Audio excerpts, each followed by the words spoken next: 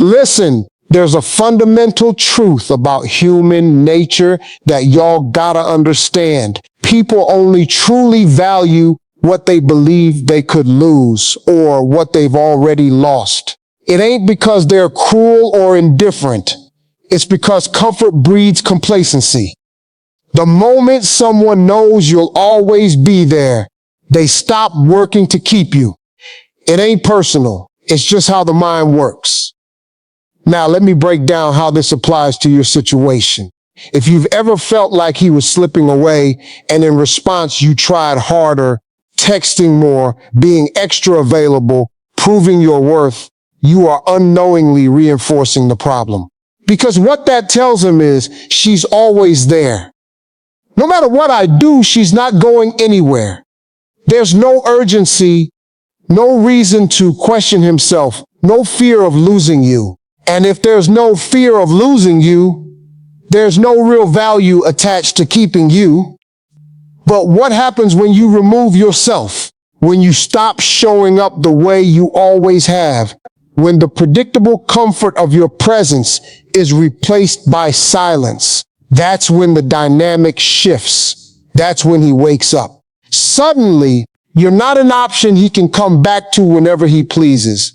Suddenly, he's forced to confront a reality where you no longer exist in his life. And that, more than anything, creates an emotional impact. This ain't about playing games. It's about breaking the cycle of being taken for granted. Because let's be honest, if you're at this point, you already know he hasn't been meeting you halfway. He hasn't been showing up with the same level of effort, the same consistency, the same appreciation. And every time you try to remind him of your worth, you unknowingly dilute it. Your value isn't in how much you can prove yourself to someone. It's in knowing that you don't have to. So what does it actually look like to remove yourself? It means cutting off the emotional access he's had to you. That might mean stopping the check-in texts, the little just thinking of you messages that make it easy for him to keep you at arm's length while still feeling like you're there. It might mean resisting the urge to watch his stories, to like his posts, to find subtle ways to remind him you exist. Because if he feels erased from your life, he will feel it hard. And here's where it gets interesting. The moment he realizes you're truly gone is the moment he starts to question everything. Wait, she's not chasing anymore. She's not reaching out. She's actually moving on. And that moment of realization is where regret starts creeping in. Because the truth is, people don't miss you when you're still lingering in their life in small, convenient ways. They miss you when they have to wonder about you, when they have to face the discomfort of your absence. Think about it. The most haunting feeling isn't just losing someone. It's knowing they don't need you anymore, that they've stopped looking back, that you are no longer a character in their story. That's what triggers regret. That's what makes someone come running back. Not because you asked them to, not because you begged or convinced them, but because they felt the loss for themselves, and nobody wants to be erased. But here's where most folks go wrong. They remove themselves physically, but not emotionally. They stop texting, but they still wait by their phone. They don't reach out, but they stalk his social media. They don't say anything, but they check in through mutual friends. And guess what? That energy still reaches him. People can feel when they still have a hold over you. Real detachment ain't just about what you do, it's about what you feel. When you truly let go, that's when the shift happens. So if you want him to come running back, don't try to manipulate the situation. Just be the person who no longer needs him to return. Be the woman who respects herself enough to walk away, not as a strategy, but as a stand.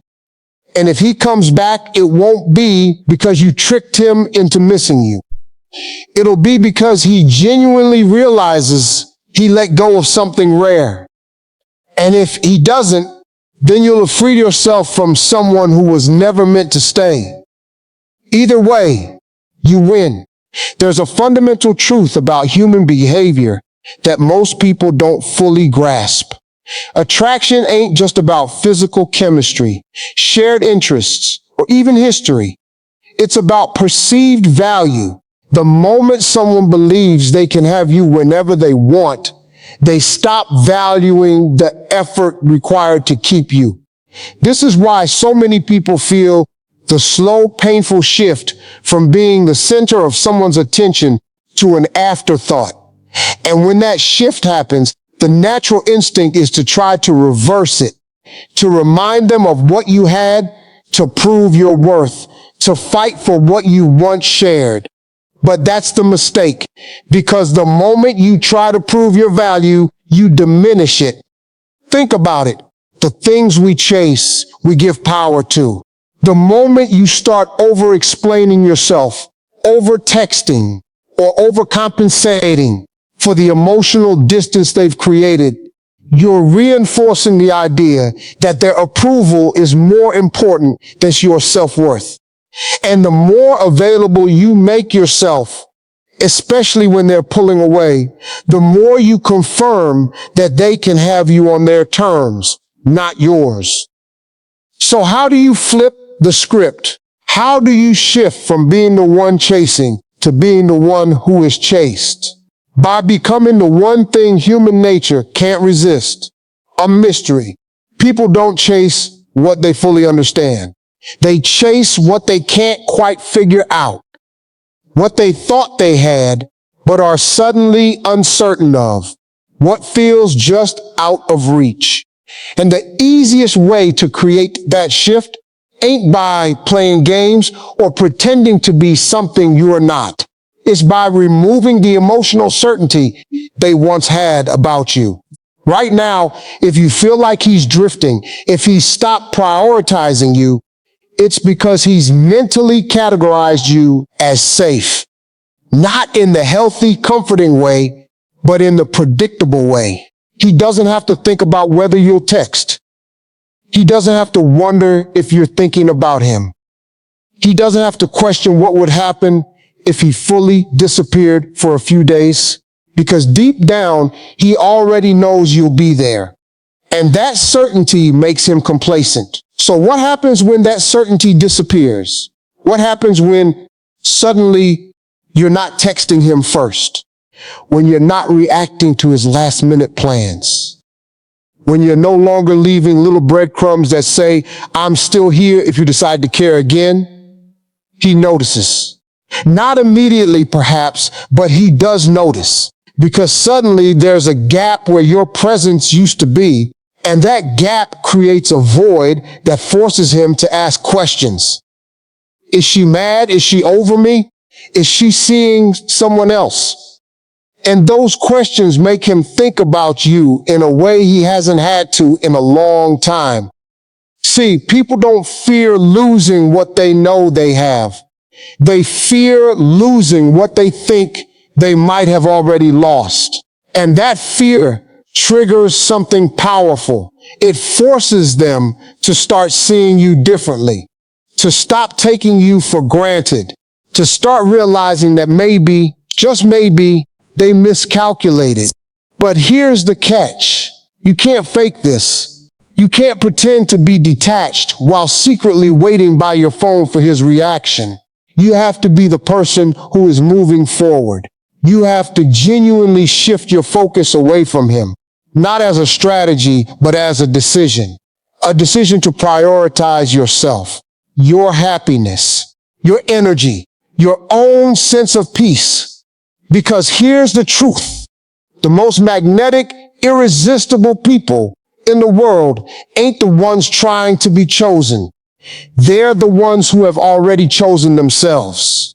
They're the ones who radiate confidence, not because they're playing hard to get, but because they genuinely are hard to get, hard to distract, hard to manipulate, hard to pull back into a dynamic that doesn't serve them. So what does this look like in practice? It means living a life that excites you, regardless of who's watching. It means saying no to things that don't meet your standards. It means shifting your energy away from waiting for someone else to wake up and instead focusing on becoming so fulfilled that their attention feels like a bonus, not a necessity. And when you do this, when you genuinely reclaim your time, your energy, your power, something remarkable happens. Not only do you become more attractive to the person who once overlooked you, but more importantly, you become more attractive to yourself. You start to see yourself differently. You start to respect yourself more. And in doing so, you set a new standard for how others will treat you. Because in the end, the goal ain't just to make him chase you. It's to make him earn you. And if he doesn't, then you've just made space for someone who will. There is something undeniably powerful about silence. Not the awkward kind, not the passive-aggressive kind, but the kind that speaks volumes without saying a single word. The kind that forces someone to sit with the reality of your absence, to feel the weight of your withdrawal. Because here's the truth. When you stop reacting, when you stop filling the space with explanations, when you stop trying to remind someone of your worth, they're left with nothing but the consequences of their own actions. Most people underestimate how uncomfortable it is to be ignored by someone they once had access to. We assume that if we pull back, they won't notice. That if we detach, they won't care. But that's where we get it wrong. Because human nature is wired for attention. It craves validation. It thrives on certainty. And the moment you take that away, you disrupt the balance of power in a way that forces them to reevaluate everything. Think about it. When someone pulls away from you, your instinct is to close the gap, to reach out, to seek answers, to do whatever it takes to restore the connection. But what happens when you don't? What happens when instead of fighting for their attention, you make them feel what life is like without yours? At first, nothing. At least not outwardly. They might seem indifferent. They might even act as if they don't notice. But internally, the shift has already begun. Because where there was once predictability, now there's uncertainty. Where there was once access, now there's distance. And that distance creates the one thing that reignites attraction better than anything else: intrigue. You see, when someone knows they can have you at any moment, they don't have to think about what losing you would feel like. But when you remove yourself, when you step back and let the silence do the work for you, you force them to experience a version of reality they weren't prepared for. A reality where you're not waiting, where you're not chasing, where you're not available at their convenience. And in that silence, something remarkable happens. They start to wonder, did I misjudge this? Did I take them for granted? Have they moved on? That uncertainty creates discomfort. And discomfort creates urgency. Because now, instead of you trying to pull them back in, they're the ones questioning whether they let go too soon. But here's the most important part. You have to mean it. This ain't about pretending to be detached while secretly hoping they'll reach out. It ain't about playing a game to manipulate their emotions. It's about making a fundamental shift in how you view yourself and your worth. Because when you truly detach, when you genuinely stop seeking their validation, you become someone they have to work to get back. Not because you're playing hard to get, but because you're genuinely hard to get. Not because you're withholding love, but because you refuse to give it where it's not being fully appreciated. And that's where the real transformation happens. Because the moment you stop trying to prove your value, you force them to recognize it on their own. You give them the space to miss you, to feel your absence, to realize that you were never just an option. They just treated you like one. And if they come back, it won't be because you begged. It won't be because you convinced them. It will be because they felt the shift. They experienced what life is like without you, and they didn't like it. But here's the thing. By the time they do, you might not even want them anymore. Because in the process of reclaiming your power, you'll have discovered something far more valuable. The version of you that never needed to chase in the first place. One of the greatest mistakes people make when trying to get someone back is assuming that the key to winning them back lies in direct pursuit.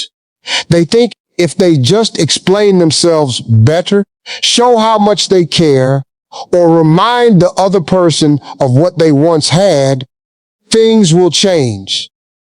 But here's the truth. Someone ain't going to regret losing you because you told them they should. They're going to regret it because they feel it. And that's where true detachment comes in. Not the kind where you sit around waiting for them to notice your absence, but the kind where you shift your focus so completely that they can sense without a single word that they are no longer a central character in your story.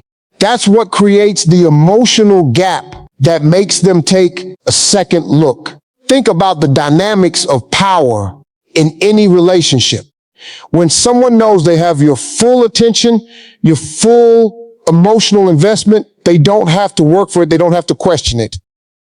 It's a given. And human nature thrives on mystery, on challenge, on the uncertainty that keeps things interesting. So when you remove yourself from that equation, when you stop offering them that unwavering attention, they are forced to confront a version of reality where you're not sitting around waiting. And one of the most powerful shifts you can make in your life is realizing that your value doesn't come from someone else recognizing it. It doesn't depend on whether they miss you, whether they regret losing you, or whether they finally wake up and see what they had. It exists independently of their perception. And the moment you start living from that truth, everything changes. Not just in how they see you, but in how you see yourself. See, most people operate under a fundamental misunderstanding when it comes to relationships. They believe that in order to be wanted, they have to prove their worth. They have to demonstrate what they bring to the table, remind someone of how much they care, or subtly, or not so subtly, make the other person realize what they're missing. But what if I told you that the most attractive thing you can do is stop trying to prove anything at all? Think about it. What kind of person doesn't need to prove their worth? The one who already knows it. The person who isn't looking outward for validation because they are deeply secure in themselves. That's the kind of person who draws people in.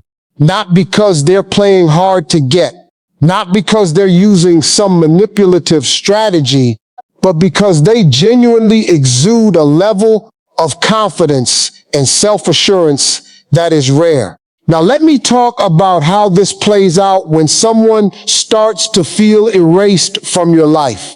Because the moment you stop seeking their validation, the moment you stop trying to remind them of your value, something fascinating happens. They feel the shift. They notice that your energy is no longer directed at them. That where there used to be effort, now there is absence. And that absence is what creates the space for them to actually miss you. See, People don't miss what's constantly available. They miss what they can't have, what they thought would always be there, but suddenly isn't. And the thing is, it's not enough to just physically remove yourself. You have to emotionally detach as well, because if you're still watching their moves, if you're still checking their social media, if you're still secretly hoping they reach out, they can feel that. Maybe not directly, but on some level they know. But when you truly let go, when you step into a version of yourself that no longer revolves around whether they notice you or not, that's when they do notice. And not just notice, but feel a sense of unease. A realization that the place they once held in your life is no longer reserved for them. This is where regret comes in. Because when someone realizes that their absence hasn't left the void they expected it to, they start questioning everything. Did I make a mistake? Was I wrong about them? Have they really moved on without me? And those thoughts are powerful. Not because you force them, but because they arise naturally when someone is faced with the reality of losing something they once took for granted.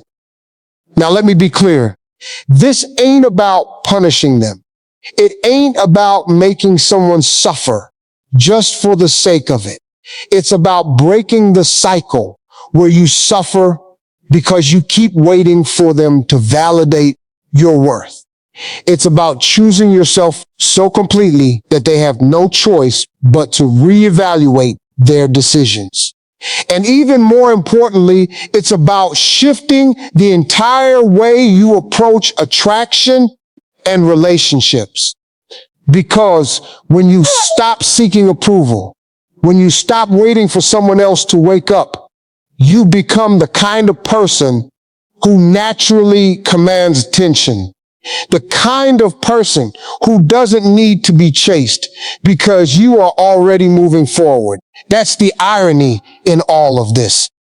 The moment you stop hoping they'll chase you, the moment you stop needing that external validation is the moment they are most likely to come running back. Not because you wanted them to, but because you no longer needed them to. And that's what makes all the difference. So if you take one thing away from this, let it be this. Your value does not diminish just because someone failed to see it. And the most powerful thing you can do is live your life in a way that makes you proud. That fills you up so much that whether they regret losing you or not becomes irrelevant. Because by then, you'll be too busy living a life they can only wish they were still part of. There's a fundamental shift that happens when you stop making someone the center of your world. It's a shift that is both subtle and profound. One that doesn't just change how they see you, but how you see yourself. And the moment you embrace it fully, you unlock a new level of power. One that is rooted in self-respect, independence, and the unwavering belief that you are enough.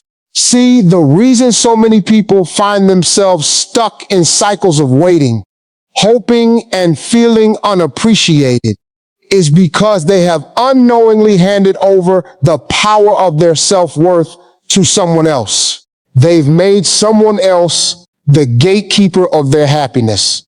And when that person pulls away, when they show indifference, take them for granted, or fail to recognize their value, it creates a deep fear, a fear of being forgotten, a fear of losing something that once felt certain, a fear that maybe, just maybe, they weren't as special to that person as they had believed.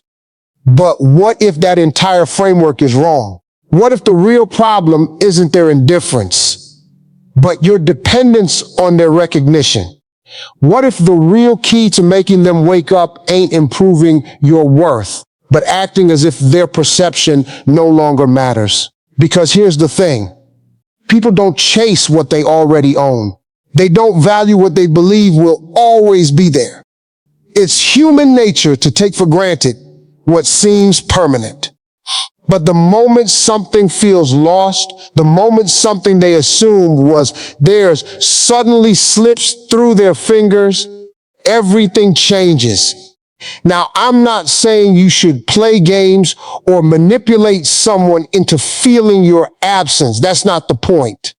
The point is to genuinely step into a mindset where you no longer need their validation, where their regret, their realization, their sudden urgency to get you back is merely a side effect of something far greater, your decision to move forward. And moving forward ain't just about cutting contact. It's not just about removing their name from your phone or avoiding their social media. It's about rewiring the way you view yourself in relation to them. It's about understanding at the deepest level that their inability to see your value doesn't define your value. When you fully embody this, something remarkable happens. You no longer react when they test the waters with a casual message. You no longer feel that pang of longing when you see them living their life.